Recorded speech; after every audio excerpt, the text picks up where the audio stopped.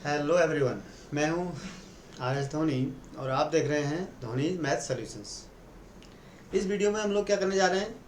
इस वीडियो में हम लोग जो आपका चैप्टर नंबर 3 है, pair of linear equations in two variables, इसको ओवरव्यू करेंगे। ठीक है, इसमें क्या कॉन्सेप्ट हम लोग पढ़ेंगे और क्या कॉन्सेप्ट्स हैं, इसको हम लोग पूरा एक बार देखेंगे। ठीक है ना? चलिए, तो आपको पता है लीनियर इक्वेशन तो आप जानते हैं। ठीक है, लीनियर इक्वेशन यहाँ पर पेयर एक्स्ट्रा जुड़ा हुआ है। लीनियर इक्वेशन तो आप कब से जानते हैं? 6 7 8 से मेरे ख्याल से पढ़ा होगा आप लोगों ने। ठीक है ना? 7th में भी था, 8th में भी था, 9th में तो पढ़ाई है। लीनियर इक्वेशन क्या होती है? Linear equation in one variable, linear equation in two variable. यहाँ पर टू वेरिएबल की बात कर रहे हैं। लीनियर मीन्स क्या होता है? जिसमें वेरिएबल्स की एक्सपोनेंट मैक्सिमम क्या हो? 1 हो। ठीक है, एनी इक्वेशन, अगर किसी इक्वेशन में जो वेरिएबल हम इन्वॉल्व है उसकी अगर पावर 1 है तो हम उसको लीनियर बोलते हैं। ठीक है ना? अगर वो 1 वेरिएबल है, सपोज ये है x + 5 = 9, इसमें वेरिएबल कितना है? 1, और एक ही वेरिएबल, सॉरी वेरिएबल क्या है? x, और एक ही वेरिएबल है। ठीक है, so it is a linear equation in one variable. ठीक है ना? लीनियर क्यों है? क्योंकि इसकी एक्सपोनेंट की जो सॉरी वेरिएबल का एक्सपोनेंट 1 है मैक्सिमम। ठीक है, अगर मैं इसको ऐसे लिख देता x² + 5 = 9, तब क्या हो जाता है? तब देखो यहाँ पर क्या है, वेरिएबल तो 1 ही है। It is again in an equation in one variable but not linear, ये लीनियर नहीं है। ठीक है ना? तो ये आप बेसिक फैक्ट पहले ही बहुत तरीके से जानते हैं क्लास 9 में। ये क्वाड्रेटिक इक्वेशन है, वेरिएबल की पावर 2 है। तो इसको हम अभी यहाँ पर कोई हमारा इससे कोई ज़्यादा मतलब है नहीं, हम अभी इस पर नेक्स्ट, अगर दो वेरिएबल हो, लीनियर इक्वेशन इन वन, ये तो वन वेरिएबल है। Linear equation in two variable, बस लीनियरिटी की डेफिनेशन तो वही है कि जो वेरिएबल इन्वॉल्व हो रहे हैं उनकी पावर क्या होनी चाहिए? मैक्सिमम 1 ही होनी चाहिए। मगर यहाँ पर वेरिएबल कितने इन्वॉल्व हो गए? 2। जैसे x + y = 8 लिख दिया मैंने। x की पावर कितनी है? 1, y की पावर कितनी है? 1। तो दो वेरिएबल हैं, दोनों की पावर क्या है? 1 है। तो इसका मतलब क्या है? Linear equation in two variables है। ऐसे ही मैं लिखता हूँ 3x - y = 7। इसमें वेरिएबल कौन है? x, पावर कितनी है? 1। वेरिएबल क्या है? y, पावर कितनी है? 1। तो ये क्या है? Linear equation in two variables. Two क्यों? क्योंकि x और y दो वेरिएबल हैं। लीनियर क्यों? क्योंकि लीनियर x की पावर 1, y की पावर 1। तो ये इक्वेशन आप जो है, इस तरह के इक्वेशन आप लोग डील कर चुके हैं क्लास 9 तक। ठीक है ना? ये तो आप जानते हैं। अब लीनियर इक्वेशन को स्टैंडर्ड फॉर्म में कैसे लिखा जाता है? ठीक है ना? Linear equation, what is the standard form of a linear equation in two variables? ठीक है ना? देखो, any equation of the form ax + by = c। ठीक है, ax + by = c where abc are real numbers या constants but a and b are not simultaneously 0। ठीक है ना? इनमें से एक जीरो हो सकता है, इनमें से एक जीरो हो सकता है। ए जीरो हो सकता है तो बी नॉन जीरो होना चाहिए, बी जीरो हो सकता है लेकिन ए नॉन जीरो होना चाहिए। लेकिन दोनों ए और बी साइमल्टेनियसली दोनों जीरो हो जाए, ये पॉसिबल नहीं है। ये अगर होगा तो फिर ये स्टैंडर्ड फॉर्म इसका वैलिड नहीं होगी, डेफिनेशन हमारी, तब वो linear equation in two variables नहीं होगा। यानी क्या मतलब है? इसको हम sometimes we write this fact as कि a and b both are not equal to zero, means a² + b² should not be equal to zero. ठीक है ना? a² + b² is not equal to zero का क्या मतलब हुआ? कि ए और बी दोनों जीरो नहीं हैं, उनमें से एक तो कम से कम नॉन जीरो है, एक जीरो हो भी सकता है। समझ रहे बात को? तो ए और B simultaneously should not be equal to zero. This is the standard form of linear equation in two variable. ठीक है, अब हम यहाँ पर जो बात करेंगे क्लास 10 में जो हमारे पास है वो है pair of linear equation in two variable. Pair मतलब अगर हम दो इक्वेशंस को साइमल्टेनियसली कंसीडर करें तो वो पेयर ऑफ लीनियर इक्वेशन होगा, या सिस्टम ऑफ लीनियर इक्वेशन बोलते हैं इसको। कोई बेसिकली कोई ये बहुत अनोखी या कोई नई चीज़ नहीं है। If you know the linear equation in two variable, then pair का क्या मतलब हुआ है? पेयर का मतलब एक नहीं दो को इक्वेशन को आप साथ ही कंसिडर कर रहे हैं। You are considering the two linear equation simultaneously, that is why it is called the pair of linear equation.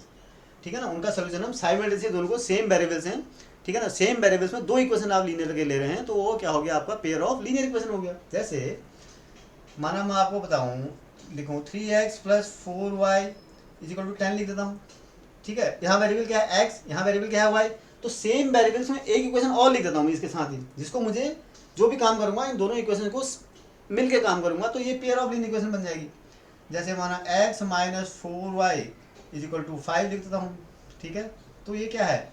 दोनों वेरिएबल एक्स और वाई यहाँ भी, एक्स और वाई यहाँ भी है, तो ये क्या है, pair of linear equations in two variables. Pair मतलब दोनों इक्वेशन, दो इक्वेशन है आपके पास, ठीक है ना, कोई बहुत डिफरेंट चीज़ नहीं है, ठीक है, सिंपल सी चीज़ है। अब क्यों पेयर कहते हैं, और क्योंकि हम इसको साथ ही सॉल्व करेंगे दोनों को ना, इन्हीं को मिलकर सॉल्व करेंगे, that is why it is called pair of linear equation या सिस्टम ऑफ लीनियर इक्वेशन भी बोलते हैं इसको, ठीक है ना। अब standard form of pair of linear equation क्या होता है, मैंने बताया, देखो standard form of linear equation तो आपको पता है। अगर मैं दो इक्वेशन को कंसीडर करता हूँ, सपोज मैं इक्वेशन आपकी फर्स्ट इक्वेशन का मैं कांस्टेंट ये लेता हूँ, वेरिएबल तो उनको सेम रखने, ध्यान देना, तभी वो पेयर होगा, वेरिएबल आप चेंज मत कर देना। ए एक्स वाई में वेरिएबल ले रहा हूँ, a1 x plus b1 y, मैंने ए एक्स की कोफिशिएंट पहले में इक्वेशन में a1 ले लिया, y का कोफिशिएंट b1 ले लिया, is equal to constant term को c1 ले लिया, ठीक है, this is the standard form. और इसी तरीके से a2x plus b2y is equal to c2, यहाँ पर मैंने क्या ले लिया, x का कोफिशिएंट a2 ले लिया सेकेंड इक्वेशन में, और y का कोफिशिएंट b2 ले लिया, और c कांस्टेंट टर्म को c2 ले लिया। तो these are the pair of linear equations, ठीक है ना, साइमल्टेनियस लीनियर इक्वेशन बोलते हैं इसको, या सिस्टम ऑफ लीनियर इक्वेशन बोलते हैं। इसमें क्या है कंडीशन, भाई देखो ये था ना, एक कांस्टेंट जो इसके कोफिशिएंट्स है एक्स और वाई के, वो साइमल्टेनियसली जीरो नहीं होना चाहिए। और साइमल्टेनियसली जीरो नहीं होने को हम कैसे लिखते हैं इस फैक्ट्स को, कि दोनों a square plus b square is not equal to zero. तो यहाँ पर क्या हो जाएगा, यहाँ पर हो जाएगा a1 square plus b1 square is not equal to zero, and a2 square plus b2 square is also not equal to zero. ये फैक्ट है साथ में। तो this is the standard form of pair of linear equations in two variable, ठीक है ना। अब इसको हम सॉल्व करने की बात करेंगे। सॉल्व करने के भी हम क्या करते हैं, पेयर ऑफ लीनियर इक्वेशंस को हम सॉल्व करने के आपके पास दो तरीके हैं। दो कौन से तरीके हैं, एक तो है ग्राफिकल मेथड, जो कि आपके सिलेबस में रिड्यूस में मेंशन किया गया था, लेकिन आपकी बुक में है, ठीक है ना, एनसीईआरटी की बुक में अभी भी है नए सिलेबस के अनुसार, as per the reduce syllabus. कैसे कि हम दोनों इक्वेशन का ग्राफ खींचेंगे, ठीक है ना। क्या करेंगे, अगर हमारे पास कोई भी दो इक्वेशन गिवन है, pair of linear equation given है, सबसे पहले ग्राफिकल मेथड क्या है, ग्राफिकल मेथड से कैसे सॉल्व करेंगे हम उसको, ठीक है, सॉल्व करने के तरीके बता रहा हूँ, ठीक है। एक है ग्राफिकल, दूसरा है एल्जेब्रिक। एल्जेब्रिक में भी आपको दो मेथड्स हैं यहाँ पर, ठीक है ना। एक मेथड आपकी क्रॉस मल्टीप्लिकेशन थी, वो रिमूव हो गई सिलेबस में, वो नहीं है, तो पहले आप ग्राफिकल मेथड पर फोकस करो अभी, ठीक है, नेक्स्ट बताऊंगा। ग्राफिकल मेथड में क्या करते हैं हम, we draw the graphs of the given pair of linear equation. हम जो गिवन जो इक्वेशंस होती हैं उनको हम क्या करते हैं, ग्राफ खींचते हैं, ठीक है ना, उनको ड्रॉ करेंगे। एक्चुअली आप इक्वेशन का ग्राफ खींचना जानते हैं। फिर देखते हैं तीन कंडीशन हमारे पास आती हैं, उसमें क्या होती हैं, देखो आपने माना एक्स और वाई कोऑर्डिनेट है ऐसे, ठीक है, ये एक्स मैं लिख नहीं रहा हूँ, ठीक है, ये इस टाइप की आपका माना कोऑर्डिनेट एक्सेस है, ऐसी कंडीशन होती है। अब आपने माना पहले फर्स्ट कंडीशन में क्या है, फर्स्ट में क्या है आपका, ये फर्स्ट कंडीशन, सेकंड कंडीशन। अब तीन जब आप खींचेंगे तो आपके पास तीन कंडीशन आ सकती हैं। क्या हो सकती है, एक ग्राफ आपने खींचा, एक इक्वेशन को ग्राफ खींचा यूँ, ये आ गई। दूसरा ग्राफ खींचा आपने, वो it is coming out like this. इन यहाँ दोनों में क्या हो रहा है, कहीं ना कहीं एक पॉइंट पर काट रही हैं। Both the equations are cutting at one point, they are intersecting, these graphs are intersecting at only one point. कभी भी स्ट्रेट लाइन एक ही पॉइंट पर काटते हैं, या तो काटेंगे तो एक ही पॉइंट पर काटेंगे, नहीं तो नहीं काटेंगे, ठीक है ना। तो यहाँ पर क्या हो रहा है, if two lines straight line ही आती हैं, इसका जो हमेशा ग्राफ क्या आएगा, स्ट्रेट लाइन ही आएगा, लीनियर इक्वेशन है, ठीक है ना, ये भी आप जानते हैं बहुत। एक तो कंडीशन ये है कि आपने ग्राफ खींचा और वो एक पॉइंट पर इंटरसेक्ट करेंगे। In that case the point, the coordinates of this point, the coordinates of this point क्या है, वही इसके सोल्यूशन है, are the solution of this equation. यानी जो यहाँ पर जो एक्स और वाई के कोऑर्डिनेट है, वही एक्स और वाई की वैल्यू आपको दे देंगे, ठीक है। इस केस में हम इसको बोलते हैं, इन इक्वेशन को बोलते हैं कंसिस्टेंट। क्या बोलते हैं, कंसिस्टेंट। कंसिस्टेंट का मतलब कि इनका सोल्यूशन है, they have only one solution. इसका solution pair of linear equation का वन सोल्यूशन होगा हमेशा, ठीक है ना। तो ये सोल्यूशन एक पॉइंट पर काटते हैं, इसका मतलब कंसिस्टेंट है, इसका मतलब इनका सोल्यूशन है, ठीक है ना, एग्जिस्ट करेगा, ठीक है ना। एक पॉइंट पर काट रही हैं, क्या काट रही हैं, ग्राफ्स, इनके ग्राफ्स एक पॉइंट पर काट रही हैं, ठीक है ना, एक पॉइंट पर। और ये सोल्यूशन कहाँ से मिलेगा आपको, जो ये पॉइंट जहाँ पर काट रही हैं, आपने कोऑर्डिनेट पूरा ग्राफ में खींचेंगे, इसको ड्रॉ करेंगे, इसके कोऑर्डिनेट निकालेंगे जहाँ पर ये काट रही हो। जो वैल्यूज और एक्स और वाई की होंगी, वही वैल्यूज आपकी वो वेरिएबल की वो भी होंगी आपकी, ठीक है ना, वो आपके सोल्यूशन है उस इक्वेशन के। दूसरा केस क्या हो सकता है कि ये काटे ही नहीं।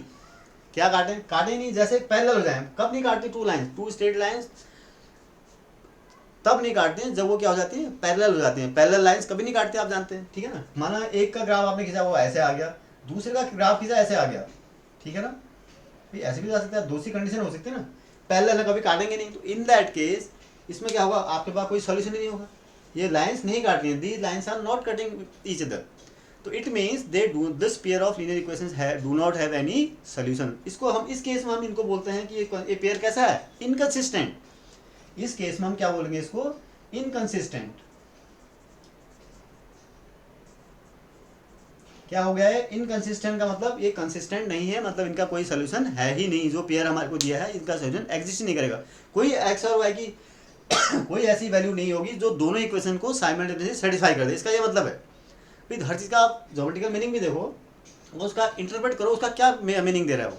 इसका मतलब तो ये हुआ कि भैया ये दोनों काटेंगे और एक पेयर हमारे पास एक वैल्यू एक्स और वाई की ऐसी ज़रूर है जो इन दोनों इक्वेशन को साइमल्टेनियसली सेटिस्फाई कर रही है। मगर इस केस में इक्वेशन हमारे पास कोई ऐसी वैल्यू एक्स और वाई की नहीं है जो दोनों इक्वेशंस को साइमल्टेनियसली सेटिस्फाई करे। तो in that case we call this pair as inconsistent pair of linear equations, ठीक है ना। Now the third case can be, तीसरा केस क्या हो सकता है, देखो कि मैंने खींचा एक ग्राफ ऐसे, ठीक है, एक ग्राफ खींचा, दूसरा भी ग्राफ सेम उसी के ऊपर आ गया, दूसरा भी क्या करा, सेम ओवरलैप कर गया, पूरा ग्राफ इसके ऊपर ही आ गया, ठीक है ना। दोनों इक्वेशन एक दूसरे के ऊपर ओवरलैप हो गई पूरी, ठीक है ना। तो इसमें क्या होगा, इस केस में क्या होगा, इसमें भी सोल्यूशन तो होंगे। सोल्यूशन क्या होंगे, जितने भी इस पॉइंट में, इस लाइन में जो भी पॉइंट लाई करेंगे वो सारे सोल्यूशन है। तो in that case it is called consistent with infinite solution. Consistent तो है, सोल्यूशन कंसिस्टेंट का सोल्यूशन तो है इसके, लेकिन इनफाइनाइट नंबर ऑफ सोल्यूशन होंगे। जितने इसके पॉइंट है, आप जानते हैं लाइन में कि इनफाइनाइट नंबर ऑफ पॉइंट्स होते हैं, भाई लाइन में कितने पॉइंट होंगे, इनफाइनाइट नंबर ऑफ, जितने पॉइंट होंगे वो इतने सोल्यूशन होंगे। तो इस केस में, in this case it is called consistent with infinite solution, consistent with infinite solution,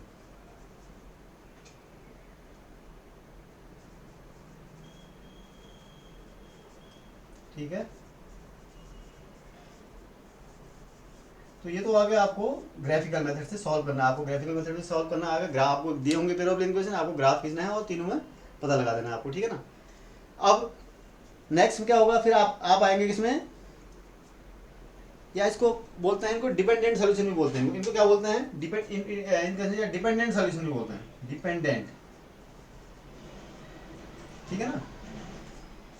अब नेक्स्ट, पहला मेथड ग्राफिकल मेथड से सॉल्व करना, दूसरा है अलजेब्रिक मेथड। भाई हर इक्वेशन को आप ग्राफ खींचने बैठेंगे तो बहुत टाइम लग जाएगा, because graphing linear equation takes time, ठीक है ना। तो हर इक्वेशन को आप ग्राफ खींच के करेंगे ये तो संभव नहीं है। तो हम क्या करते हैं, हमारे पास graphical method, sorry algebraic method है। तो अलजेब्रिक मेथड में हम क्या करते हैं, हमारे पास दो मेथड हम लोग आपके सिलेबस में हैं। नंबर 1 क्या है, एक है एलिमिनेशन मेथड। क्या है, एलिमिनेशन मेथड, ठीक है। एलिमिनेशन मेथड में क्या करते हैं हम क्या करते हैं, एलिमिनेशन मेथड में क्या करेंगे, सबसे पहले हम क्या करेंगे, जैसे माना आपको दिया हो x + y = 7 और माना 2x - 4y = suppose 2x - 3y = 9 दिया, कुछ भी हो सकता है। हम एलिमिनेशन मेथड में क्या करते हैं, इन जो x और y में से किसी एक के कोफिशिएंट को क्या करते हैं, इक्वेट करेंगे, बराबर करेंगे बाय मल्टीप्लाइंग और सुटेबल नंबर। माना इसमें देखो यहाँ पर x की कोफिशिएंट क्या है, 1 है, यहाँ पर x का कोफिशिएंट क्या है, 2 है। तो मैं इस इक्वेशन को 2 से मल्टीप्लाई कर दूँ और इसको मैं से इसको माइनस, एक दूसरे को माइनस कर देता हूँ, तो ये भी 2x - 2x, तो ये क्या हो जाएगा, एक x एलिमिनेट हो जाएगा। एलिमिनेट मतलब एक वेरिएबल को हम लोग एलिमिनेट कर देते हैं to get an equation in only one variable, ठीक है। जिसको एलिमिनेट कर देंगे वो हट जाएगा, तो फिर y में ही इक्वेशन बच जाएगी, तो हम इजीली उसको हम सॉल्व कर सकते हैं। तो इस तरीके से इस मेथड को आप जब सॉल्व करेंगे तो आपको ज़्यादा समझ में आएगा, ठीक है ना। तो एलिमिनेशन मेथड बोलते हैं, मतलब we eliminate one of the variables, एक वेरिएबल को हम एलिमिनेट करते हैं by multiplying any one of the equation with by a suitable number of suitable constant, ठीक है, जो भी हमको लगता है जिससे कि वो एलिमिनेट हो जाएगा। फिर देन वी ऐड और subtract the two equation to get a simple linear equation in one variable, ठीक है ना।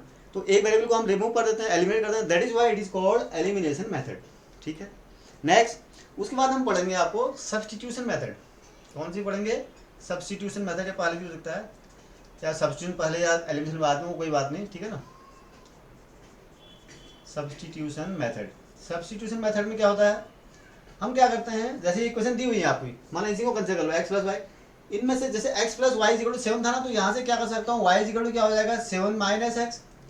इस value I put this value of y into, I substitute this value of y into this equation, तभी इसको substitution method कहते हैं। एक value, एक इक्वेशन से मैं किसी एक वेरिएबल की वैल्यू को दूसरे वेरिएबल में एक्सप्रेस करूंगा, then we substitute this value of this variable into this equation, तो that is why it is called substitute. इसमें क्या होगा, सब्स्टिट्यूट करेंगे, फिर y देखो y में सब्स्टिट्यूट करेंगे तो x में इक्वेशन आ जाएगी पूरी, फिर आपको x इजीली निकाल लेंगे, फिर y की वैल्यू आप दूसरे तरीके से निकाल लेंगे, ठीक है ना। तो that is why it is called substitution method. ये भी करेंगे हम लोग। नेक्स्ट मेथड आपके वहाँ क्रॉस मल्टीप्लिकेशन मेथड आपके वहाँ सिलेबस में नहीं है, वो दैट हैज बीन डिलीटेड, ठीक है ना, उसको आपको डिस्कस करने की जरूरत नहीं है, ठीक। ये तो हो गया आपकी कि आप कैसे इसको सॉल्व करेंगे। अब एक चीज़ और है, जो लास्ट आपका जो टॉपिक है इसमें आपकी जो क्लास में इस चैप्टर नंबर 3 में, वो ये है कि आपको गिवन एक इक्वेशन है, पेयर ऑफ लीनियर इक्वेशन है। सपोज आपके पास कोई equation pair of linear a1x plus b1y plus c1 is equal to 0 है, and a2x plus b2y plus c2 is equal to 0, ये आपकी pair of linear equation in two variables आपको दिया हुआ है। नाउ आपको ये पता करना है कि इनके सिर्फ कोफिशिएंट्स को देख के कि ये कंसिस्टेंट होंगे, इनकंसिस्टेंट होंगे या डिपेंडेंट होंगे। 3 केस बताया था ना अभी, 3 केस मतलब इनका एक सोल्यूशन यूनिक सोल्यूशन होगा नहीं होगा। कंसिस्टेंट का मतलब they have unique solution, consistent का मतलब क्या हो गया, दे हैव यूनिक सोल्यूशन। ये आपको पता लगाना हो कंसिस्टेंट है या यूनिक सोल्यूशन है, डिपेंडेंट है या फिर इनकंसिस्टेंट है, इंडिपेंडेंट है। ये पता लगाने के लिए हम कैसे पता करते हैं, देखो 3 केस हैं। सबसे पहले आप देखो इनके कोफिशिएंट को, कोफिशिएंट का हम रेशियो देखते हैं, कोफिशिएंट्स का करस्पॉन्डिंग कोफिशिएंट्स का रेशियो देखते हैं, then we analyze the ratio. जैसे हम क्या करेंगे, अगर माना इस किसी भी केस में अगर ये स्टैंडर्ड फॉर्म की इक्वेशन है, इसमें देखो a1 square plus b1 square is not equal to 0, a2 square plus b2 square is not equal to 0, ये अंडरस्टूड है, ये होना ही चाहिए, नहीं भी लिखा है तब भी अंडरस्टूड है कि both the coefficient should not be equal to 0 simultaneously, ठीक है ना। तो अगर यहाँ हम ये रेशियो देखते हैं a1/a2 यानी coefficient of x of first equation and coefficient of x of second equation is equal to देखेंगे b1/b2, अगर ये बराबर नहीं है, ये क्या है, डिफरेंट है, if they are a1/a2 is not equal to b1/b2, तब ये क्या होगा, इन दैट के हम क्या कहेंगे, ये इक्वेशन क्या होगा, कंसिस्टेंट होंगे। कंसिस्टेंट होंगे मतलब यूनिक सॉल्यूशन होगा इसका, मतलब इसका सॉल्यूशन एग्जिस्ट करेगा, ठीक है ना। समझ में आई बात कि अगर if you have a1/a2 is not equal to, बराबर नहीं होना चाहिए, is not equal to b1/b2, in that case हम कहेंगे हाँ ये इक्वेशन जो हमें दी है ये इनका सॉल्यूशन निकलेगा और ये कंसिस्टेंट है, ठीक है ना, या इनका यूनिक सॉल्यूशन, एक ही सॉल्यूशन होगा, इसका यूनिक सॉल्यूशन होगा, ठीक है ना। सेकेंड केस क्या हो सकता है, सेकेंड केस ये हो सकता है कि a1/a2 इज इक्वल टू ये रेशियो b1/b2, ठीक है ना, is not equal to c1/c2, भाई ये भी हो सकता है। आपने रेशियो निकाला a1/a2, b1/b2 और c1/c2, आपने देखा कि a1/a2 is equal to b1/b2 तो है, but this ratio is not equal to c1/c2। इसका क्या मतलब हुआ, इसका मतलब ये हो गया कि इनका कोई सोल्यूशन नहीं है। ये लाइन जो है, जो इक्वेशन जो रिप्रेजेंट करेंगे ये पैरेलल लाइंस हैं, इसका मतलब ये क्या है, इनकंसिस्टेंट है। इसका मतलब इस केस में हम कहेंगे इनकंसिस्टेंट, ठीक है। ये क्या होंगी, इनकंसिस्टेंट होंगी, नो सोल्यूशन, मतलब इनका कोई सोल्यूशन नहीं होगा, हम लिख देंगे, ठीक है। इनकंसिस्टेंट का मतलब इनका कोई सोल्यूशन, इस पेयर ऑफ लीनियर इक्वेशन का कोई सोल्यूशन नहीं है, इनकंसिस्टेंट है। थर्ड केस क्या हो सकता है, थर्ड केस में भी a1/a2 इज इक्वल टू बराबर हो सकता है b1/b2 के इज इक्वल टू c1, तीनों बराबर हो जाए तो ये वही केस है जिसमें इक्वेशन हमने ग्राफ में देखा था ओवरलैप हो जाते हैं एक दूसरे के ऊपर, ठीक है ना। तो इसमें क्या होगा, डिपेंडेंस, हम इसको बोलते हैं क्या, डिपेंडेंट, बताया था ना वहां पर। इनफाइनाइट सॉल्यूशन, इनफाइनाइट हम क्या कहते हैं, इनफाइनाइट सॉल्यूशन होंगे इसके, इस केस में, ठीक है ना। तो क्या हो गया, इनफाइनाइट सॉल्यूशन मतलब क्या हो गया, कंसिस्टेंट तो है ये, ठीक है ना, विद इनफाइनाइट सोल्यूशन है, ठीक है ना, एक यूनिक सोल्यूशन नहीं है यहाँ पर, तो कंसिस्टेंट यूनिक सोल्यूशन एक ही है, यहाँ पर इनकंसिस्टेंट कोई सोल्यूशन ही नहीं है, यहाँ पर डिपेंडेंट या इनफाइनाइट सोल्यूशन या कंसिस्टेंट विद इनफाइनाइट सोल्यूशन, ठीक है, कंसिस्टेंट तो है मगर सोल्यूशन इसके इनफाइनाइट आएंगे। तो 3 कंडीशन क्या क्या है आपको चेक करना है, ये बहुत इंपॉर्टेंट है, इस पर बहुत ज़्यादा क्वेश्चन आपके पूछे जाते हैं और हैं भी आपकी बुक में। If you have a1/a2 is not equal to b1/b2, then the system is consistent, and in this case the equations will have unique solution. If a1/a2 is equal to b1/b2 is not equal to c1/c2, then in that case the system is inconsistent. In that case the equations have no solution. And the third one is a1/a2 is equal to b1/b2 is equal to c1/c2. In that case the system is dependent and this equations have infinite number of solution, ठीक है ना, तीनों case होते हैं आपको, ठीक है ना। तो ये आपके चैप्टर 3 की पूरी समरी या ओवरव्यू हमने किया पूरा, ठीक है ना। सही, अगर इस वीडियो को आपने एंजॉय किया है और इससे आप कुछ भी सीख पाए हों तो इसे प्लीज़ शेयर कीजिए, लाइक कीजिए और साथ ही साथ इस चैनल को भी सब्सक्राइब करें।